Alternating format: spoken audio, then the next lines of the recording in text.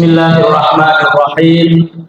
Assalamualaikum warahmatullahi wabarakatuh. Waalaikumsalam warahmatullahi wabarakatuh. Alhamdulillahilladzi ja'ala ramadhana syahra siyam unzila fihil qur'an hudan linnasi wa bayyinatin minal huda wal furqan. Allahumma salli wa sallim wa barik ala sayyidina wa maulana Muhammadin sallallahu alaihi wasallam wa ala alihi wa ashabihi wa ansarihi wa junudihi wattabi'ina wa man tabi'ahum bi ihsanin ila yaumiddin, amma ba'd. Yang saya hormati Ketua IKD Kecamatan Sindang Jaya hafizahullah. Yang saya hormati Sahibul Bait Al-Mukarram Al-Ustaz Mirham hafizahullah, para ustaz, para kiai, para ulama, tokoh masyarakat, dan bapak-bapak, ibu-ibu yang saya hormati yang tidak saya sebutkan satu persatu. Alhamdulillah, pada malam hari ini kita berkenan hadir di majelis yang insya Allah diberkahi oleh Allah. Berkah karena sesungguhnya yang hadir di malam hari ini jumlahnya lebih banyak dari yang kita lihat. Nih kalau kita lihat berapa jumlahnya? Tergantung snacknya tadi habis berapa. Tetapi sesungguhnya setiap majelis ilmu di rumah-rumah Allah yang hadir bukan hanya makhluk berupa manusia, tapi juga para malaikat. Dalilnya mana? Nabi bersabda, majtama'a qaumun fi baitin min buyutillah yatluna kitaballahi wa yatadarasunahu illa nazalat alaihimus sakinah wa haffadhumul malaikah ila akhiril hadits. Jadi tidaklah berkumpul suatu kaum, di sini namanya kaum Sindang Jaya, dalam satu rumah di antara rumah-rumah Allah yang lainnya. Yang tujuannya kita hadir di sini adalah membaca Al-Quran. Alhamdulillah tadi sudah kita dengarkan sama-sama bacaan Al-Quran. Dan sekarang wayatadarasunahu, kita mempelajari ayat-ayat Quran. Maka akan turun kepada kita ketenangan, terutama adalah sakinatul qalbi, ketenangan jiwa. Dan naza wa hafadhumul malaikah, dan kita dikelilingi oleh para malaikat. Jadi kalau malaikat sudah hadir, jangan tidur. Ntar dicatat, si fulan hadir dalam majelis ilmu, keterangan tidur. Kita berterima kasih kepada IKD sebagai penyelenggara kajian kita pada hari ini. Tapi saya mau kasih door prize nih. Saya punya buku di karangan saya. Pertanyaannya adalah apa singkatan IKD? Ibu-ibu mana? Hei, ibu-ibu, jangan-jangan pengurus ini. Kalau pengurus nggak boleh ya batal. Ada ibu-ibu? Ada ibu. Silakan ibu. Apa singkatan IKD?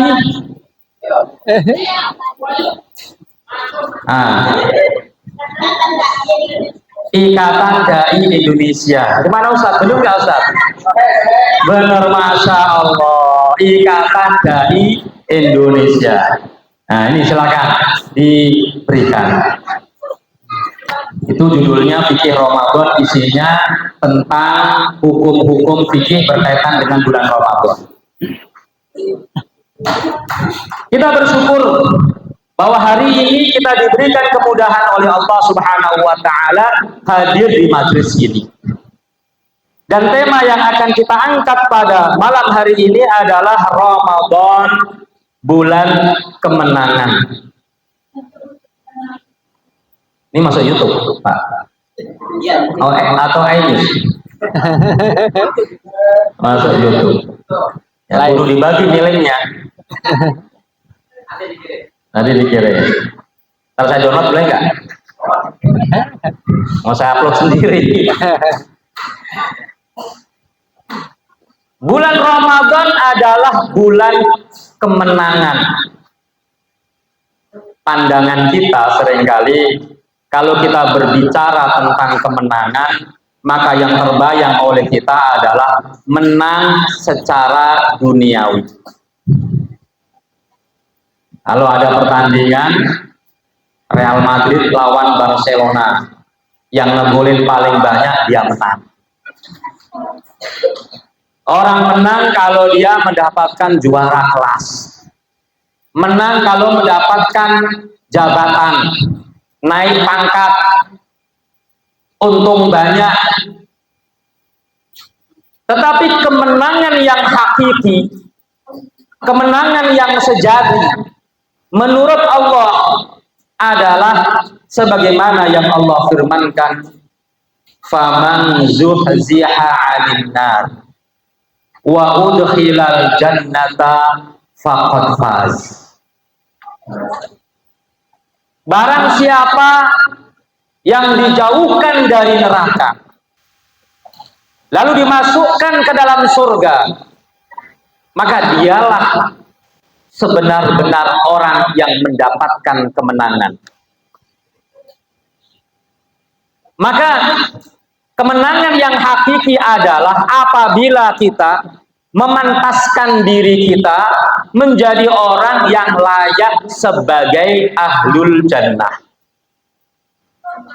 Kemenangan yang sejati adalah ketika kita mampu meninggalkan larangan-larangan yang akan menyebabkan kita masuk ke dalam neraka.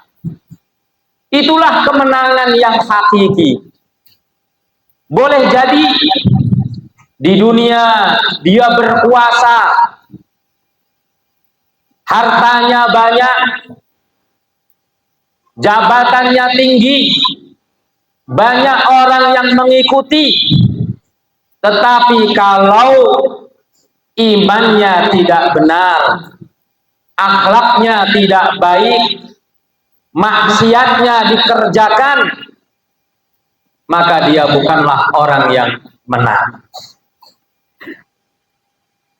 Dan sebaliknya bisa jadi ada orang yang di dunia nggak punya harta, rakyat jelata, nggak punya apa-apa, makan aja susah, punya baju saja cuman satu, ya. Seperti zaman dulu diceritakan sahabat bajunya cuman satu, ya. Setiap pekan dia libur kerja 1 hari,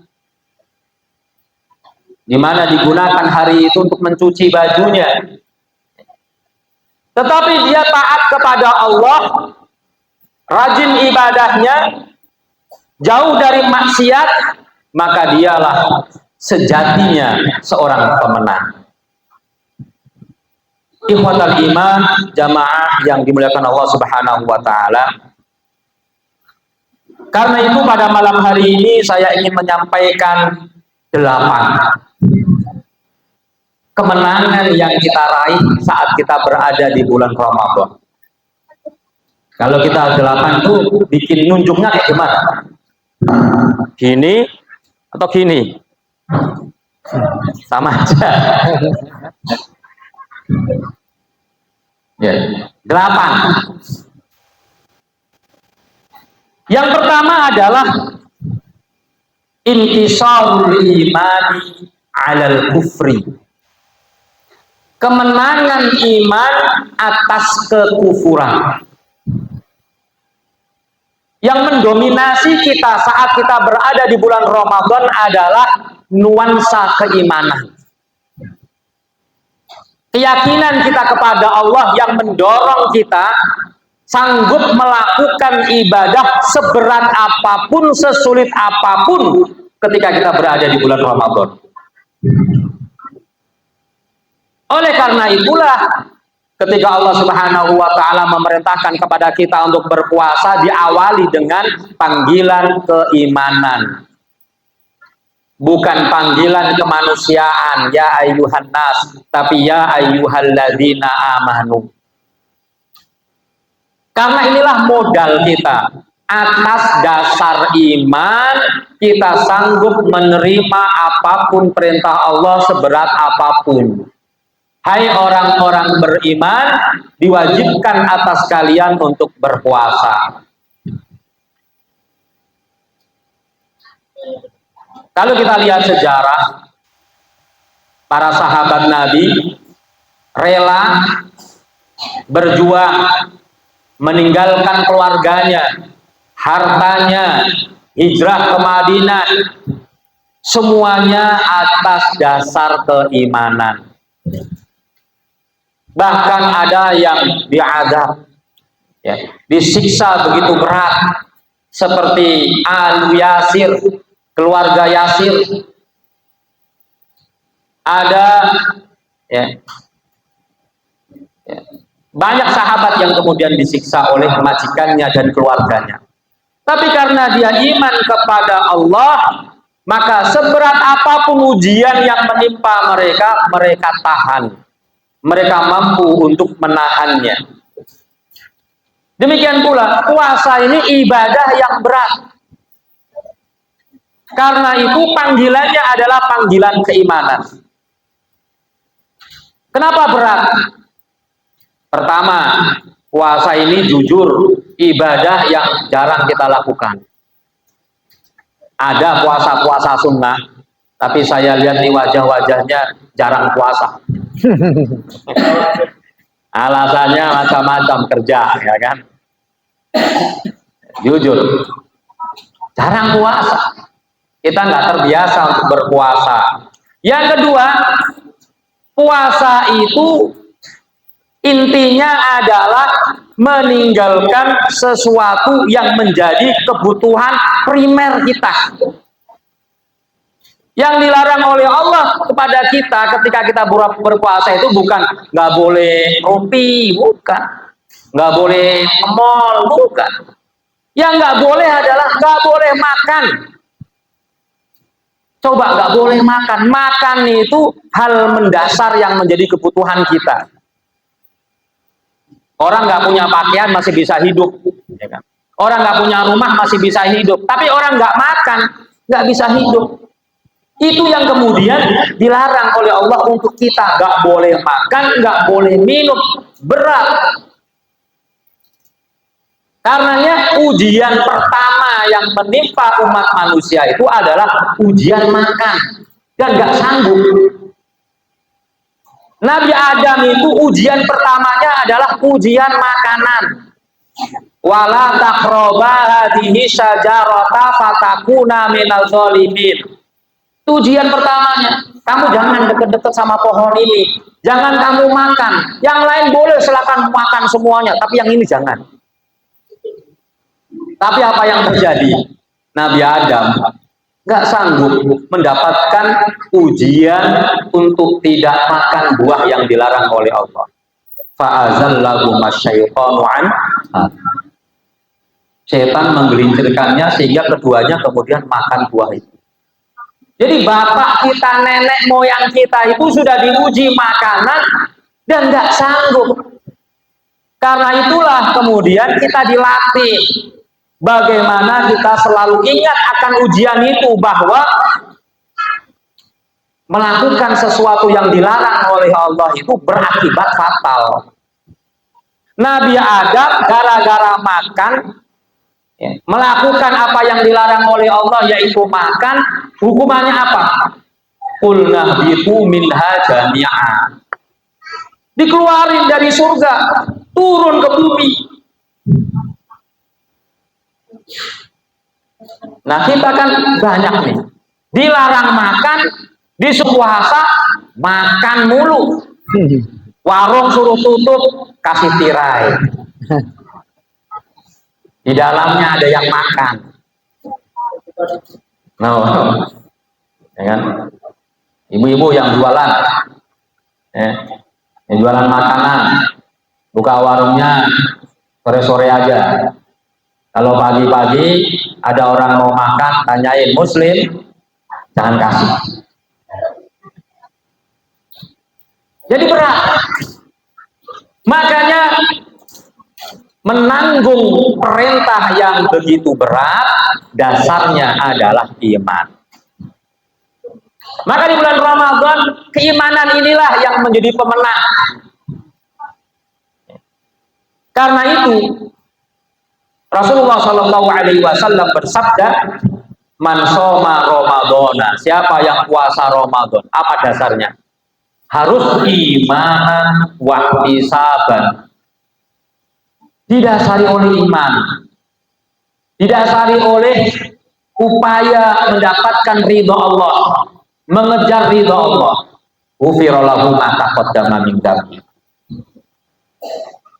Senada dengan itu juga Nabi mengatakan, man qoma Ramadana imanan wahtisaban. Siapa yang qiyamu Ramadan, bahasa kitanya traweh, dasarnya sama, imanan, beriman, wahtisaban, untuk mencari ridho Allah, baru ghufira lahu ma taqaddama min dzambi. Kalau dasarnya bukan iman, males kita sholat malam. Udah sholat malam, rakaatnya banyak pisan, 8 rakaat, ya kan? Kita tiap hari, ya kan? Boro-boro kita mau ya sholat 8 rakaat, 1 rakaat aja beratnya minta ampun, ya kan? Bangun tidur kalau ada, yo nggak sempat sholat, ya mulai. Ini udah sholat Isya 4 rakaat, tambah sunnah, kemudian tambah tarawih 8 rakaat. Ada yang 20 di sini, tuh 20 ada, 20 rakaat, tambah 3 rakaat, 23 rakaat. Coba kalau setiap malam itu kita kerjakan di luar Ramadan, beratnya luar biasa. Tapi ketika berada di bulan Ramadan, dasar iman kita benar, dasar iman kita kuat, maka yang berat jadi ringan. Nah, ini mudah-mudahan di masjid ini juga yang tarawih sebanyak ini. Amin. Catat jamaahnya, nama-namanya di absen. Ya. Siap Bu, tarawih sampai akhir? Siap. Ah, suaranya kurang kencang. Tarawih. Yang harus jamaah, jamaah itu sunnah. Yang penting tarawih. Tarawih nggak jamaah lebih baik daripada jamaah nggak tarawih. Jamaah di pinggir-pinggir warung jamaah, tapi nggak tarawih.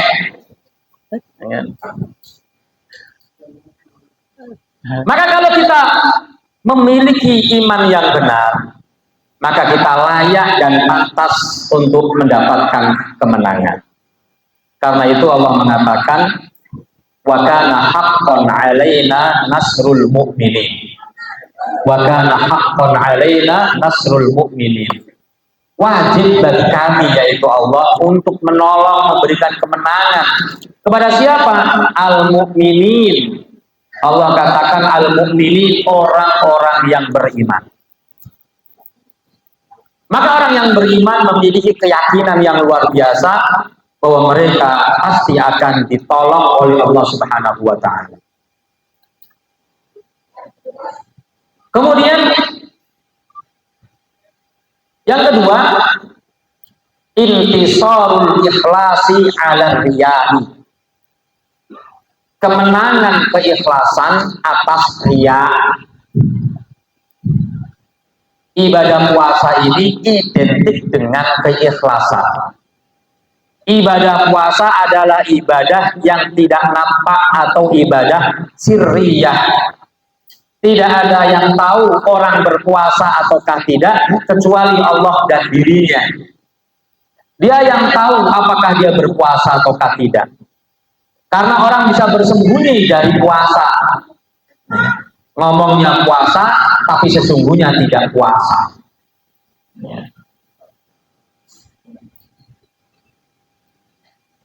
Dan keikhlasan inilah yang kemudian menjadikan kita punya benteng yang kuat menghadapi musuh abadi kita, yaitu setan.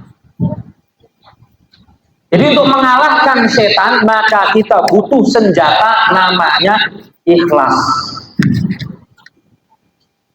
Iblis, nenek moyangnya setan. Dulu ketika dilaknat oleh Allah karena ingkar, tidak mau patuh terhadap perintah Allah, inna alaika la'nati ila yaumiddin, kamu ini berhak mendapatkan laknatku sampai hari kiamat. Maka iblis kemudian bersumpah. Kata iblis, la'ughwiyannahum ajma'in, aku akan sesatkan anak-anak Adam semuanya. Yang tidak bisa disesatkan oleh anak Adam adalah illa ibadaka minhumul mukhlasin, kecuali hamba-hambamu yang ikhlas. Maka insya Allah ketika kita memiliki keikhlasan dan Ramadan dengan ibadah puasanya mengajarkan kepada kita makna keikhlasan, maka itulah hakikat dari sebuah kemenangan. Kemenangan saat kita mampu mengalahkan jerat-jerat setan. Apalagi setan, kata Rasulullah, wasufidat maradatus syayatin. Setan-setan yang nakal itu, ya, yang membangkang itu dibelenggu. Ya. Baik secara zahir, artinya memang dibelenggu, nggak bisa ngapa-ngapain, atau terbelenggu karena tidak mampu menggoda orang-orang yang berpuasa. Maka orang yang berpuasa ini berat digoda oleh setan. Ditawari makanan di siang hari, dia tolak. Hausnya kayak apapun, ditawari minuman, ditolak. Membuktikan bahwa kita sanggup melawan godaan-godaan setan ketika kita ikhlas. Dan ini menjadi penting. Apalagi pejabat.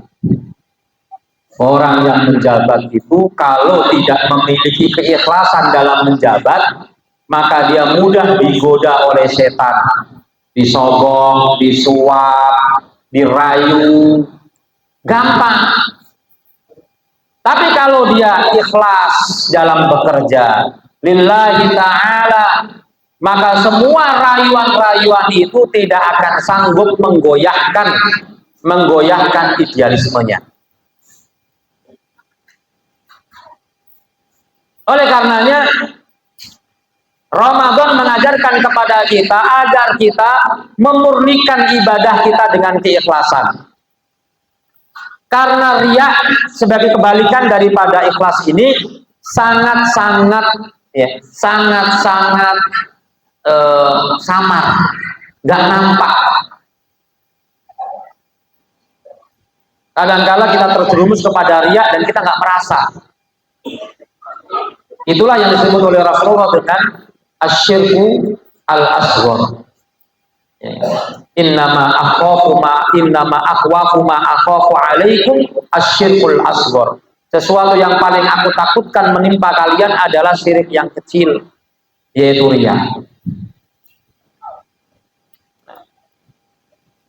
Oleh karenanya ibadah-ibadah kita tidak akan mungkin diterima oleh Allah kalau kita tidak ikhlas. Sebesar apapun dan sebanyak apapun. Innama yataqabbalullahu min amalin illa ibtigha'a wajhillah kama qala Rasulullah. Allah Subhanahu wa taala tidak akan menerima suatu amal dari seorang hamba kecuali ia lakukan dengan ikhlas karena Allah Subhanahu wa taala. Termasuk diantaranya adalah Kalau kita ibadah, jangan pengen diberikan pujian atau gelar. Kalau ada orang memanggil kita dengan gelar ibadah kita, ya kita nggak bisa larang. Tapi jangan minta. Biasanya itu haji. Kalau pergi haji, udah ikhlas. Bukan pengen dipanggil Pak Haji. Walaupun sudah haji berkali-kali, haji 3 kali, jangan minta dipanggil Pak Haji. Tapi kalau ada orang memanggil Pak Haji, ya nggak usah dilarang. Nah ini kebiasaan kita. Itu yang kedua. Yang ketiga adalah intisarut ta'ati 'alal maksiati. Kemenangan ketaatan atas maksiat. Di bulan Ramadan kemaksiatan itu menjadi sempit. Ruang lingkupnya, ruang geraknya itu menjadi sempit. Disebabkan karena kita berpuasa dan melakukan amal-amal ibadah yang lainnya. Dan puasa menjadi benteng. Asyamu junnatun. Puasa itu adalah benteng yang kokoh. Susah untuk dirobohkan. Jangankan sesuatu yang haram, yang halal saja kita nggak lakukan. Kenapa? Karena dilarang. Contoh, makan pisang ini halal atau haram? Halal. Tapi kalau di siang hari saat kita berada di bulan Ramadan, pisang ini, makanan-makanan yang halal itu menjadi haram bagi kita. Lu yang halal, enak, manis, gurih, kita nggak makan, apalagi yang haram, yang menjijikkan, yang memabukkan, yang merusak badan, nggak mungkin kita makan. Karena itu ketika Allah Subhanahu wa Ta'ala selesai membahas tentang ayat-ayat puasa, ayat 183 sampai 187 dari surah Al-Baqarah, lihat 188-nya. Ayat yang di 188 Allah katakan wala ta'kulu amwalakum bainakum bil batil. Jangan kamu memakan harta di antara kamu dengan cara yang batil. Artinya haram bagi kita makan harta orang lain, makan harta milik orang lain. Harta atau makanan yang haram itu ada dua hal. Ada yang haram bidatihi, haram zatnya seperti minuman keras, babi, hal-hal yang najis, ya. Binatang yang berkuku, yang bertaring, dan makanan-makanan yang lain itu adalah haram lidati, zatnya haram. Tetapi ada makanan atau harta yang haram bukan lidatihi tapi li ghairihi, karena yang lainnya, yaitu cara memperolehnya. Pisang halal, tapi kalau caranya mengambil milik orang lain, masih di pohon, wah mateng itu, diambil, jadi haram. Ya kan? Duit habisnya 1 juta, bikin laporannya 2 juta, yang 2 juta haram. Duit dipinjamkan 1 juta, balikin 1,5 juta, yang 500.000 haram. Uang diberikan untuk mendapatkan jabatan, membeli jabatan, untuk mendapatkan supaya dapat nilai yang bagus, ya, nyuap, haram. Jadi puasa mengajarkan kepada kita, ya, agar kita meninggalkan hal-hal yang maksiat. Inilah kemenangan ketaatan. Dan ketaatan ini menjadi syarat kemenangan kita sebagai umat Islam. Wa may yuti'illaha wa rasulahu faqad faza fawzan 'azima. Siapa yang taat kepada Allah dan Rasulnya, maka dia pasti akan mendapatkan kemenangan yang besar. Kemenangan yang besar. Karena itu, lihat sejarah perang Uhud. Yang menjadi faktor kekalahan kaum muslimin dalam tanda kutip di awal-awal peperangan kita mendapatkan kemenangan, kemudian di pertengahan kita mendapatkan kekalahan. Disebabkan apa? Karena tidak taatnya 40 pemanah di Bukit Rumah atas wejangan dan nasihat atau pesan Rasulullah. Rasulullah berpesan, kamu jangan tinggalkan bukit ini. Apapun yang terjadi, umat Islam kita kalah atau menang, jangan turun.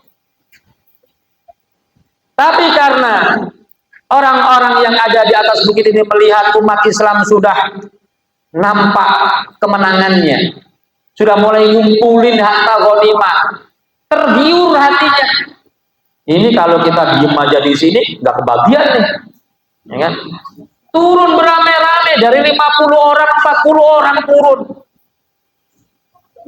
Akhirnya karena ketidakpatuhan sebagian sahabat ini, maka kemudian Khalid bin Walid mampu melumpuhkan 10 orang yang tersisa dan kaum muslimin kocar-kacir dibuatnya. Kekalahan kaum muslimin disebabkan karena ketidaktaatan kepada Rasulullah Sallallahu Alaihi Wasallam. Maka insya Allah kalau kita selalu taat kepada Allah, taat kepada Rasulullah, taat pada syariatnya, ajarannya, akhlaknya yang diajarkannya, maka insya Allah kita akan selalu mendapatkan kemenangan.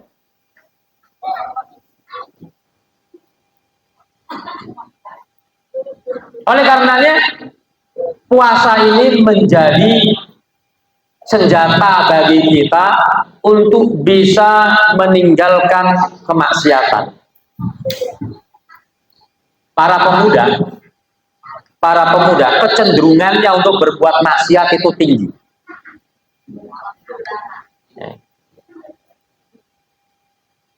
Karena itu supaya dia nggak berbuat maksiat, disuruh nikah. Karena nikah itu menjadi sarana untuk meraih ketakwaan. Ya. Surah An-Nisa ayat yang pertama, ya ayyuhan nasu taqu rabbakum alladzi khalaqakum min nafsin wahidah wa khalaqa minha zawjaha ila akhiril ayat. Dan ketika orang tidak mampu untuk menikah, maka satu-satunya kiat yang Rasulullah berikan adalah agar dia berpuasa. Kata Nabi, ya ma'syarus syabab man istata'a minkumul ba'ata falyatazawwaj.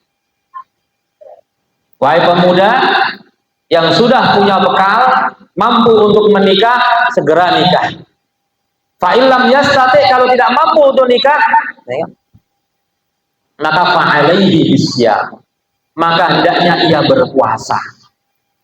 Fa innahu lahu wijah, karena puasa itu menjadi benteng. Jadi puasa ini menjadi benteng yang bisa menurunkan tingkat kemaksiatan kita. Oleh karenanya di bulan Ramadan banyak perintah-perintah Allah yang dengan ringannya kita kerjakan.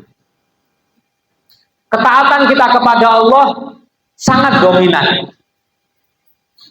Biasanya kalau kita nggak sholat di hari-hari yang lainnya, di bulan Ramadan sholat. Ya. Lihat orang-orang yang nggak sholat, yang nggak pernah sholat, pas bulan Ramadan sholat, walaupun hari pertama sama hari terakhir. Idul Fitri, Idul Fitri itu banyak yang nggak sholat itu, ya kan? Lawang masjid biasanya kosong, tiba-tiba penuh. Yang menuhi siapa coba?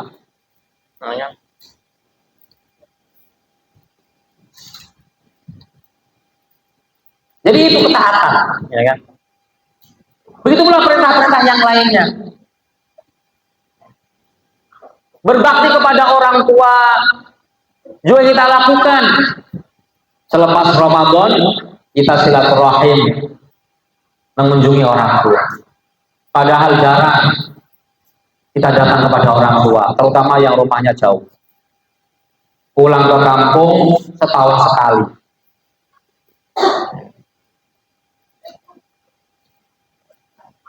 Udah pulang ke kampung setahun sekali, numpang makan pula di rumah. Bawa istri, bawa anak dua. Ibunya cuma dikasih uang 200.000. Ya. Pas lagi pulang balik ke Jakarta, ini neneknya ngasih 100 sama cucunya. Habis duitnya. Udah begitu pulang bawa pisang, bawa singkong, bawa beras. Wah, ngenes nih orang tua. Tapi ya senang itu orang tua. Zakat juga demikian. Kita upayakan sekuat mungkin supaya bisa zakat. Namanya zakat fitrah. Zakat fitrah itu nggak ada kaitannya dengan harta, tapi kaitannya dengan jiwa. Bukan zakatul mal, tapi zakatul nafs. Berkaitan dengan jiwa. Orang-orang yang nggak punya harta wajib dizakati oleh orang yang menafkahi. Syaratnya cuma satu, kalau hari itu dia bisa makan dan ada kelebihannya, sudah wajib zakat fitrah. Padahal sedekah aja susah kita. Maka inilah bentuk dari ketaatan. Di bulan Ramadan yang mendominasi kita adalah ketaatan kita kepada Allah Subhanahu wa Ta'ala. Malas kita berbuat maksiat. Nih ibu-ibu nih, dosa yang paling sering dilakukan ibu-ibu apa? Gunjing orang. Gunjing orang. Di bulan Ramadan nanti gunjingnya masih terus istiqomah atau diberhentikan? Libur dulu. Ya kan? Gampang tuh kalau mau kalau mau berhenti gunjing. Kalau mau gunjing pakai jamaah. Sebelum menggunjing diawali dengan baca Fatihah dulu. Hari ibu sebelum kita menggunjing, kita buka sama-sama dengan membaca suratul Fatihah, Al-Fatihah. Acara yang kedua sambutan ketua penggunjing. Nggak jadi. Harus dijaga.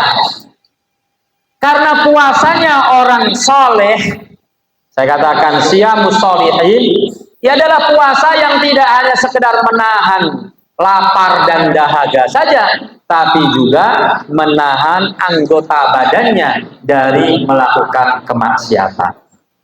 Man lam yada qaula zuri wal amala bihi falaysa lillahi hajatun fi an yada'a ta'amahu wa syarabahu. Jadi barang siapa yang tidak bisa meninggalkan perkataan kotor, perbuatan jahat, maka Allah nggak butuh puasa kita, nggak ada nilainya puasa kita. Puasa kita akan bernilai kalau kemudian kita bisa menjaga lisan kita dan anggota badan kita, mata kita, tangan kita, kaki kita dari melakukan perbuatan maksiat. Ini yang ketiga. Yang keempat adalah intisarul judi alal bukhli. Kemenangan dermawan atas kebakilan.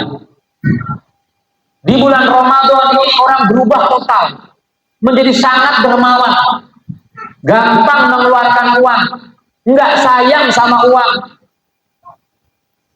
Karena Rasulullah mencontohkan demikian. Rasulullah itu sudah sangat dermawan, tapi bertambah dermawan kalau di bulan Ramadan. Jadi kalau selama ini pelit ya cukup dermawan aja lah. Yang sudah dermawan, tambah dermawan sebagaimana yang dicontohkan oleh Rasulullah. Dalam sebuah hadis disebutkan kana Rasulullah ajwadan nas wa kana ajwada min dzalika hina yalqahu Jibril Ya, fayudarisuhul Quran. Jadi Nabi itu udah menjadi orang yang paling dermawan dan akan bertambah dermawannya ketika Nabi berjumpa dengan Jibril. Untuk apa Nabi berjumpa dengan Jibril? Nabi berjumpa dengan Jibril untuk tadarus Quran. Jadi bapak-bapak kalau malam habis tarawih ada tadarus nggak? Tadarus. Ya, satu malam sekali duduk 1 juz, 30 hari atap. Ya. Sehingga masjid ini meriah, makmur. Jadi tadarus itu diajarkan oleh Rasulullah. Fayudarisuhul Quran.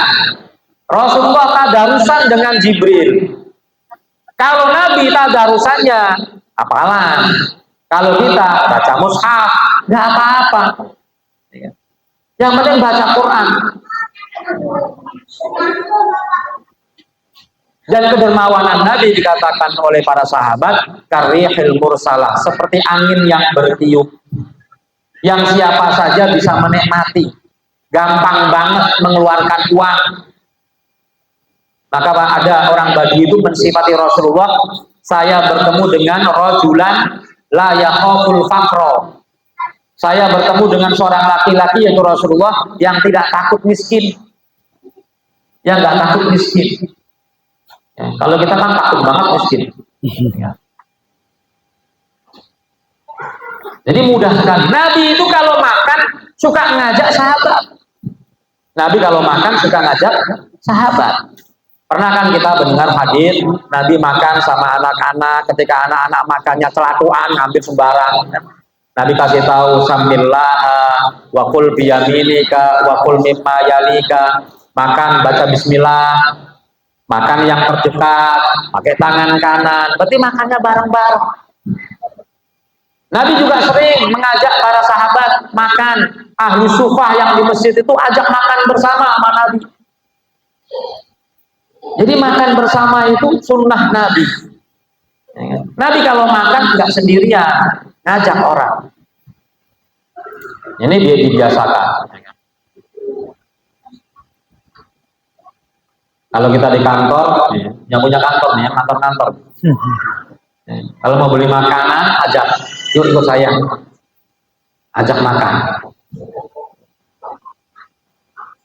Terutama adalah di bulan Ramadan, khususnya orang yang berpuasa, diberikan kesempatan untuk menambah pahala puasa dengan cara memberikan buka kepada orang yang berpuasa. Ini juga budaya yang harus kita hidupkan. Sunnah Nabi yang harus kita hidupkan. Sayang kalau kita sudah diberikan kesempatan untuk mendapatkan pahala yang besar, lalu kita nggak manfaatkan. Ya, Nabi mengatakan man fattara sha'iman kana lahu mithlu ajrihi wa annahu la yanqusu min ajrihi syai'un. Siapa yang memberikan buka kepada satu orang yang berpuasa, maka dia akan mendapatkan pahala dari puasa itu tanpa berkurang sedikit pun. Orang yang berpuasa tidak disyaratkan harus miskin. Karena Nabi mengatakan fattara sha'iman, nggak ada fattara sha'iman miskinan, nggak ada. Sha'iman. Yang penting dia puasa, kasih makan dia, walaupun orang kaya, kasih. Digunakan makanan kita untuk berbuka, insya Allah kita dapat pahala sama dengan puasa orang itu. 1 orang, 2 orang, 2 pahala puasa, 10 orang, 10. Ya. Palurah ada nggak? Palurah ada nggak? Palurah? Nggak ada. Nggak ada palurah. Oh, ada palurah. Kalau ada palurah, suruh nyiapin makanan kita hadir di sono. Ya, ya. Dan ketuanya Pak Lurah di sini, kepala desa namanya, kepala desa. Ya, ya. Sahabat sampai kemudian saking pengennya untuk memberikan buka kepada orang yang berpuasa, dia bilang, ya Rasulullah, saya nggak punya apa-apa. Gimana caranya supaya saya dapat pahala puasa? Kata Nabi, walau surbata ma'in, walaupun hanya sekedar ngasih 1 teguk air digunakan untuk buka, sudah dapat pahala puasa. Enteng kan? Enteng. Ya. Cuma seteguk air. Seteguk air doang tuh. Satu gelas ya mineral. Enteng. Itu sudah mendapatkan pahala puasa. Terlebih lagi kalau kita berada di bulan Ramadan, sedekah kita ini menjadi sedekah yang paling disukai oleh Allah. Kata Nabi ketika ditanya, ya Rasulullah, ayu shadaqatin afdol. Sedekah apa yang paling utama ya Rasulullah? Maka Rasulullah mengatakan shadaqatun fi Ramadan. Sedekah saat berada di bulan Ramadan. Jadi orang yang berpuasa itu semangat sedekahnya, seperti Nabi tadi. Semangat sedekahnya. Dan sedekah itu termasuk ibadah yang harus kita iri. Yang harus kita iri. Dulu sahabat iri kalau ada orang yang sedekah. Sampai ada yang rame-rame datang kepada Nabi. Ya Rasulullah, zahaba ahlul dusuri bil ujur. Ya Rasulullah, orang-orang kaya itu enak. Loh kenapa? Dia dapat pahala banyak. Kenapa kok bisa dia mendapatkan pahala banyak? Loh iya. Kenapa yusalluna kama nusolli? Mereka bisa sholat sama sama kami sholat. Wa nawayasumuna kama nasum. Mereka bisa puasa sama dengan kami puasa. Tetapi yang tidak bisa kami lakukan adalah wa yatasaddaquna bi fuduli amwalihim. Mereka bisa sedekah atas harta kelebihan mereka. Maka Rasulullah SAW kemudian memberikan solusi. Sedekah itu tidak harus harta. Kalau punya harta, ya harta, karena itu yang terbaik. Tapi boleh sedekah diganti yang lainnya. Ya, jangan sampai enggak dua-duanya. Maka Nabi mengatakan at-tasbihu sedekah, wa tahmidu sedekah, wa takbiru sedekah, wa amrun bil ma'rufi sedekah, wa nahyun 'anil munkari sedekah ila akhir hadis. Jadi tasbih itu bisa sedekah, tahmid sedekah, takbir sedekah. Itu sedekah, pengganti kalau kita tidak mampu untuk bersedekah dengan harta. Ya. Jadi kalau ada orang minta-minta misalnya, kemudian kita nggak bisa sedekah, subhanallah, Allahu akbar, alhamdulillah, itu sedekahnya itu. Jadi banyakin sedekah dengan tasbih, tahmid, takbir, insya Allah itu sedekah. Ya. Jadi intisarul judi 'alal bukhl. Kemudian yang kelima, bisa berapa saya ini? Wah, rumah saya jauh. Yang kelima adalah intisarul juhdi 'alal kasali. Kemenangan kesungguh-sungguhan atas kemalasan. Allah berfirman, walladzina jahadu fina lanahdiyannahum subulana. Orang yang bersungguh-sungguh di jalan kami, maka kami tunjukkan jalan-jalan kami. Di bulan Ramadan kita diajarkan untuk bersungguh-sungguh. Semua yang kita kerjakan itu dasarnya adalah sungguh-sungguh. Kalau nggak sungguh-sungguh, nggak mungkin kita bisa tarawih. Pas lagi kenyang-kenyangnya kita disuruh ke masjid. Ya. Harusnya kan kalau kenyang makan, habis makan kenyang kemudian tidur. Ini disuruh ke masjid. Ya. Makanya orang yang jadi imam ya harus tahu jamaahnya pada kenyang semua, ya kan? Jangan buru-buru, kalau buru-buru repot, kocak perutnya. Ya. Dalam keadaan kenyang semua tuh. Jadi sungguh-sungguh kita bisa sholat malam 8 rakaat setiap hari, ya, 20 rakaat setiap hari karena sungguh-sungguh. Ada tekad yang kuat, ada azam yang kuat sehingga kita bisa melakukan itu semuanya. Karena itu sebelum kita memasuki bulan Ramadan kita harus tata dulu niat kita, ya kan? Tata dulu kita mau ngapain nanti di bulan Ramadan. Harus ada target. Satu, targetnya khatamin Quran minimal 1 kali khatam, minimal ya. Minimal, kalau bisa 3 kali khatam. 1 kali khatam. Yang kedua, targetnya adalah tarawih setiap malam. Yang ketiga, ya, memberikan buka kepada orang setiap hari. Ya. Bu ya, ibu masak apa belanja kalau buka? Kalau masak banyakin, kalau belanja nambah. Beli kolak, jangan 1, 2, 3, kasih tetangga. Yang paling berhak untuk mendapatkan hadiah dari kita adalah aqrabuhum baban, yang paling dekat dengan pintu rumah kita. Di depan kita kasih, samping kiri kanan kita saya kasih, 3 doang. Ya. Jadi kalau goreng bakwan tambahin 2, 2, 2.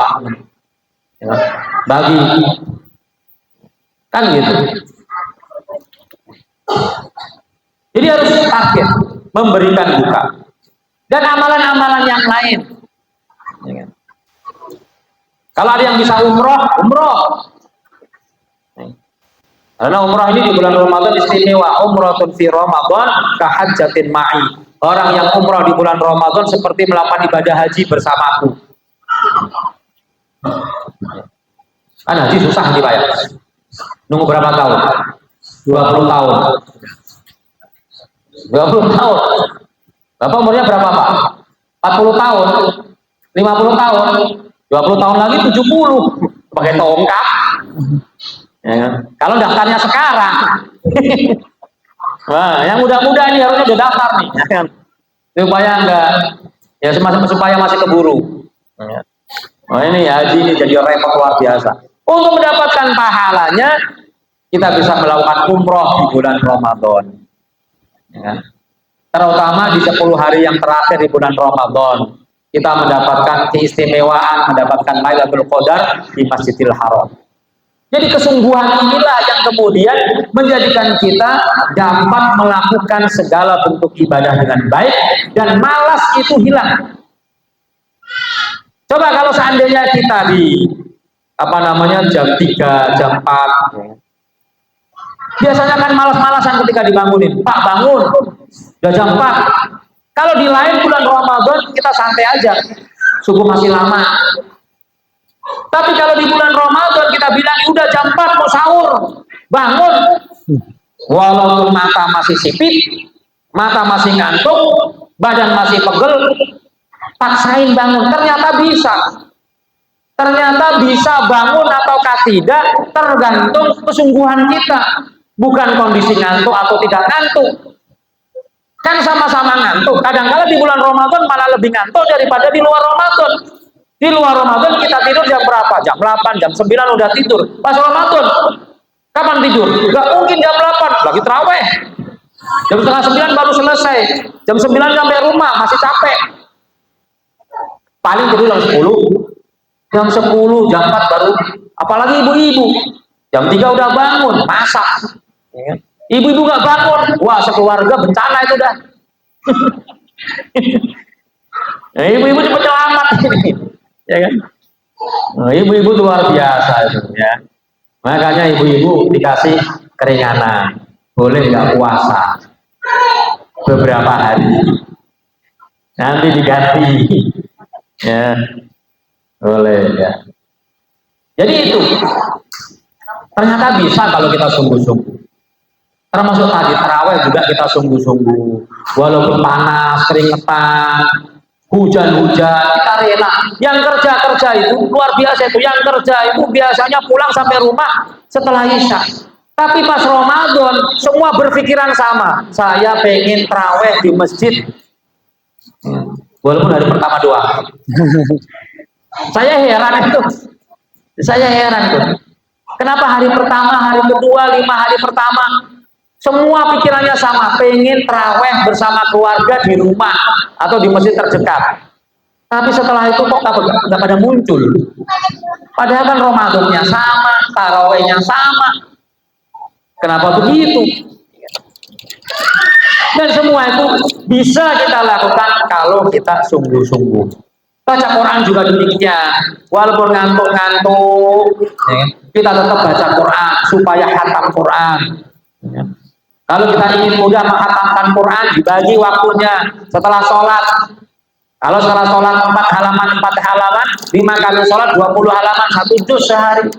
Kalau pengen 2 kali khatam 8 halaman setiap sholat. Selesai. Jadi insya Allah di bulan Ramadan ini kesungguhan kita ini menjadi pemenang, mengalahkan kemalasan kita.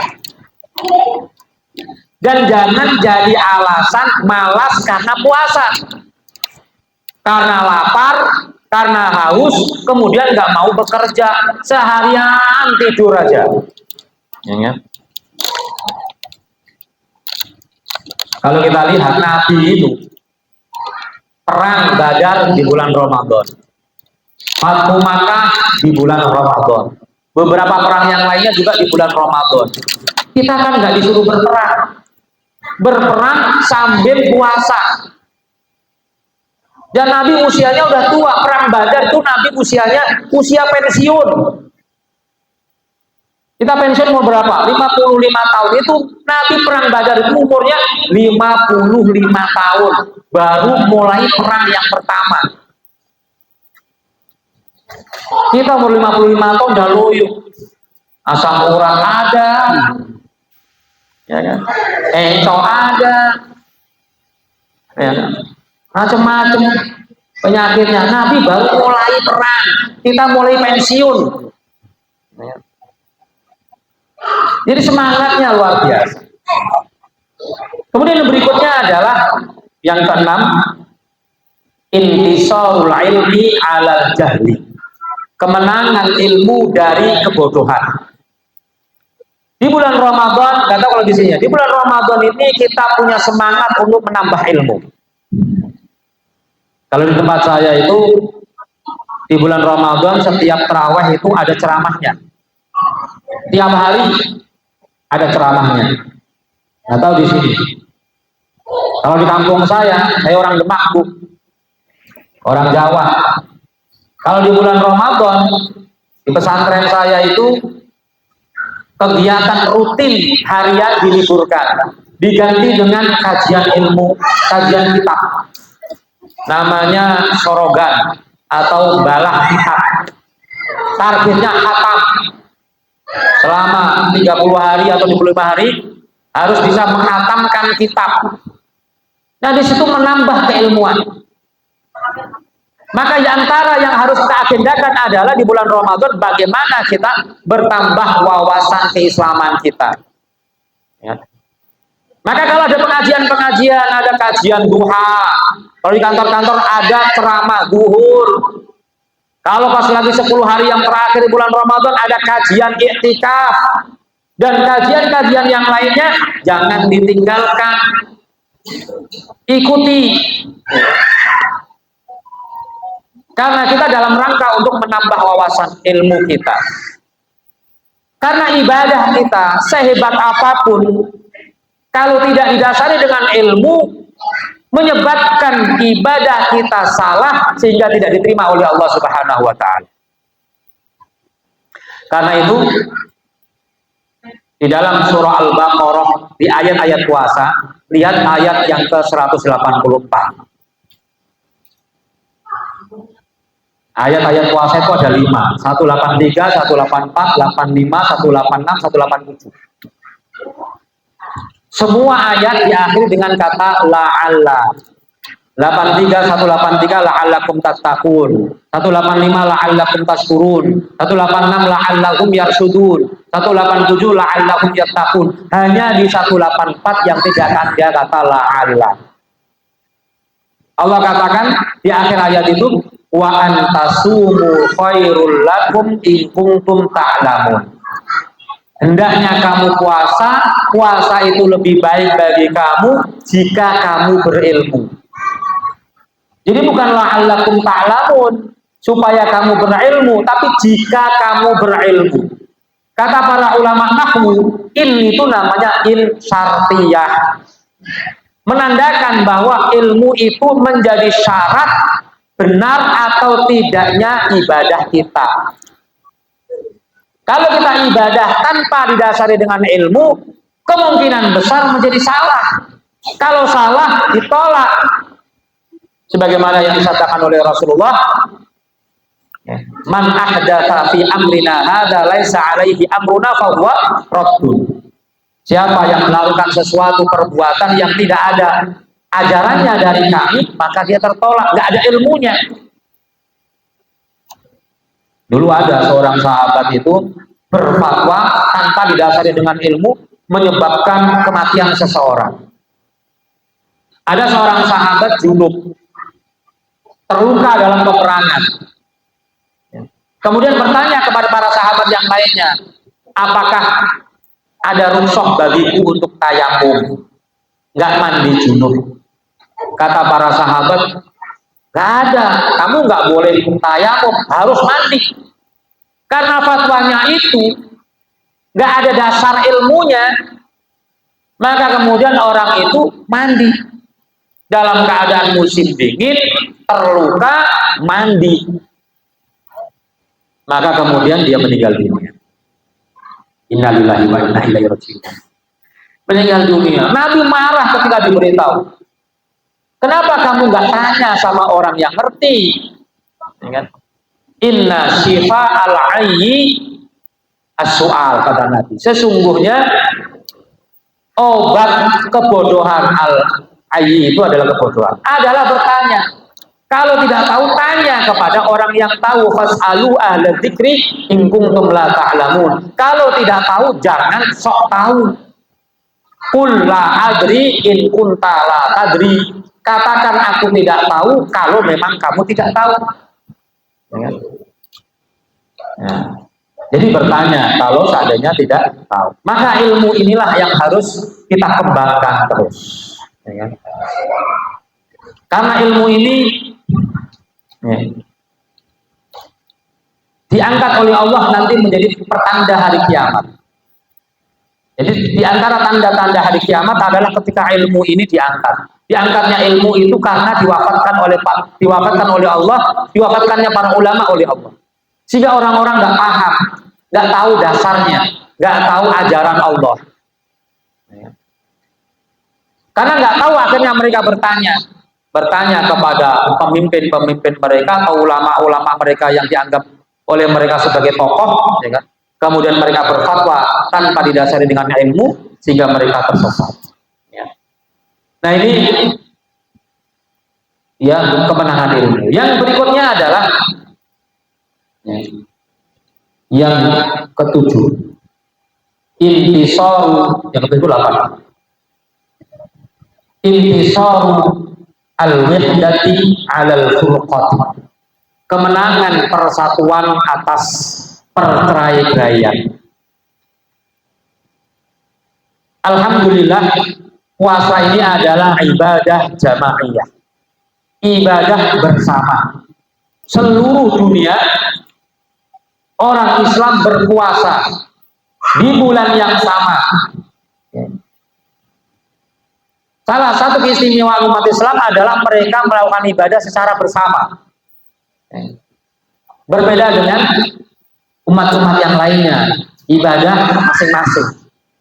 Sholat kita lakukan berjamaah, haji kita lakukan bersama-sama, termasuk puasa. Dimanapun kita berada, harus puasa. Sehingga puasa ini adalah ibadah yang menyatukan. Dan sama cara ibadahnya.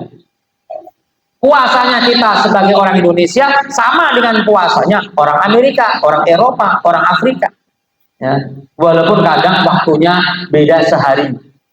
Ya. Biasanya sehari. Karena ada metode yang berbeda. Ada yang menggunakan metode ruqyah, ada yang menggunakan metode hisab. Tetapi pada dasarnya semangatnya sama, yaitu berpuasa di bulan Ramadan. Mereka sama. Inilah yang kemudian harus kita senantiasa tingkatkan.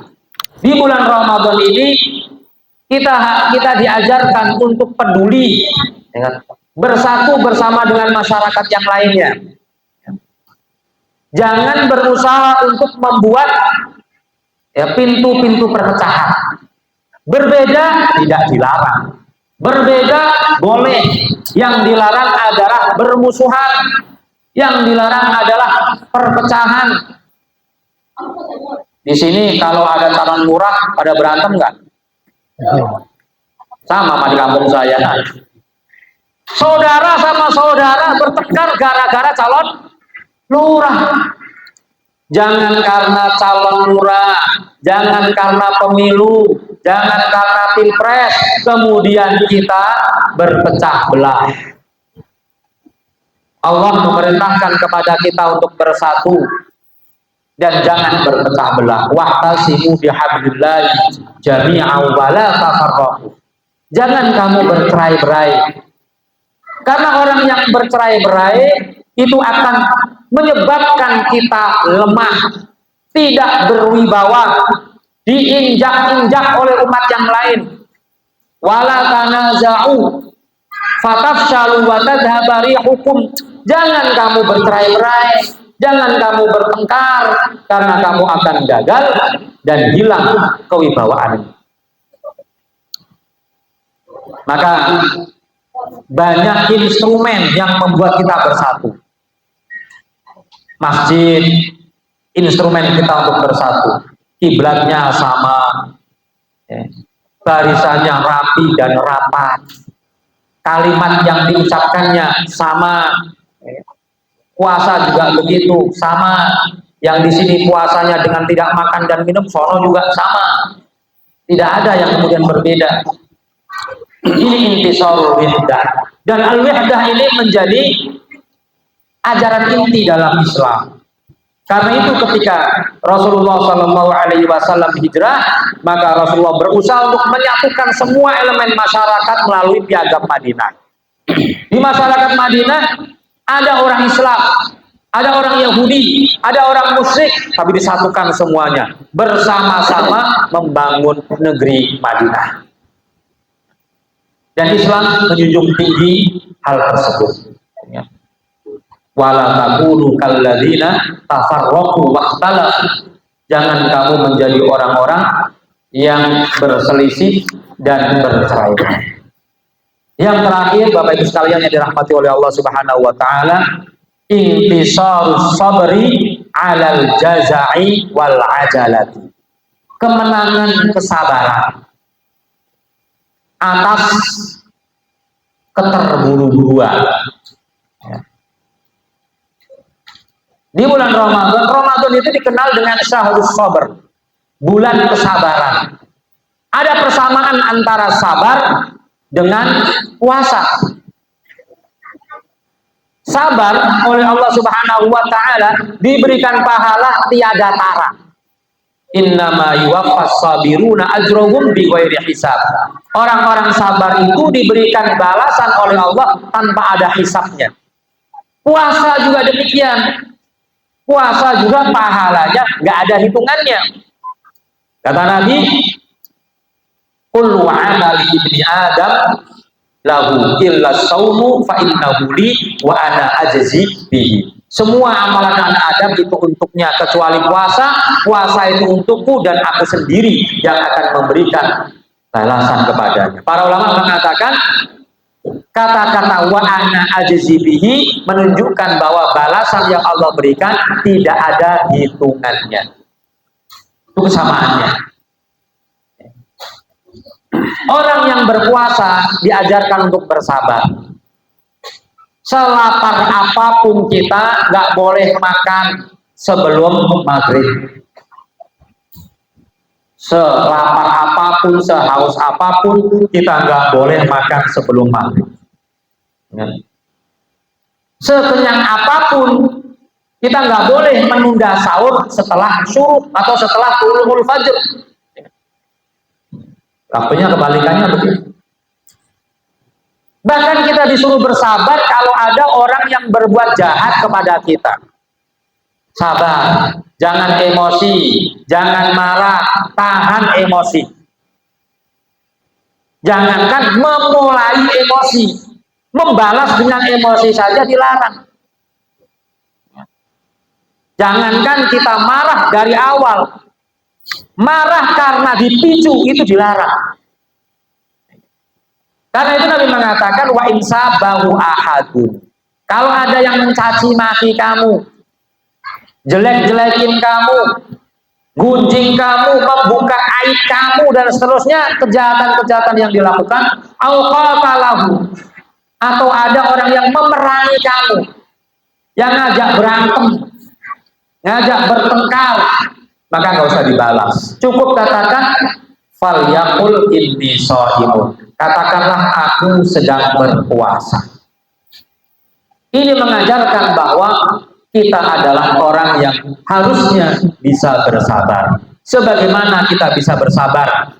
Bisa bersabar, menahan untuk tidak makan dan minum hingga waktu yang sudah ditetapkan, kita juga harusnya bisa bersabar dalam menghadapi semua ujian, menghadapi tantangan-tantangan hidup. Bersabar itu kan ada bersabar ketika saat taat, saat ibadah perlu sabar. Saat meninggalkan larangan kita perlu bersabar. Dan saat kita diuji juga perlu bersabar. Maka puasa dan Ramadan ini insya Allah mendidik kita menjadi orang-orang yang bisa bersabar. Jangan kebalikan sabar itu ya bisa al-jaza, ya, tidak sabar, pengennya buru-buru. Keterburu-buruan itu kata Nabi minasyaiton, al-ajalatu minasyaiton. Buru-buru itu berasal dari setan. Apalagi kalau kita buru-buru melakukan sesuatu sebelum waktunya, maka apa yang kita lakukan itu malah dilarang oleh Allah Subhanahu wa taala dan kita diberikan hukuman. Ada satu kaidah fikih bunyinya gini. Manis ta'jala syai'an qabla awanihi au tiba bi hirmanihi. Siapa yang terburu-buru ingin mendapatkan sesuatu sebelum waktunya, maka dia dihukum dengan tidak mendapatkan sesuatu itu. Contohnya adalah orang terburu-buru ingin mendapatkan warisan sebelum orang tuanya meninggal dunia. Sebelum meninggal dunia, karena nggak dapat warisan, supaya cepat dapat warisan orang tuanya dibunuh, ya, supaya mati. Ya. Maka dia dihukum dengan tidak mendapatkan warisan. Orang pengen sholat zuhur, tapi jam 11, dia nggak dapat pahala, nggak sah sholat zuhurnya. Orang pengen menikahi seorang janda sebelum selesai masa iddah, maka dia tidak boleh menikahinya. Bahkan sebagaimana mengatakan tidak boleh menikahinya selama-lamanya. Uqiba bi hirmani. Haram hukumnya. Jadi kesabaran perlu, butuh kesabaran. Menghadapi anak butuh kesabaran. Ya kan? Kemudian ya, menghadapi istri perlu kesabaran. Menghadapi guru perlu kesabaran. Menghadapi teman ngaji juga perlu kesabaran. Ya kan? Wasbir nafsaka ma'al ladzina yad'una rabbahum bil ghadati wal 'ashi.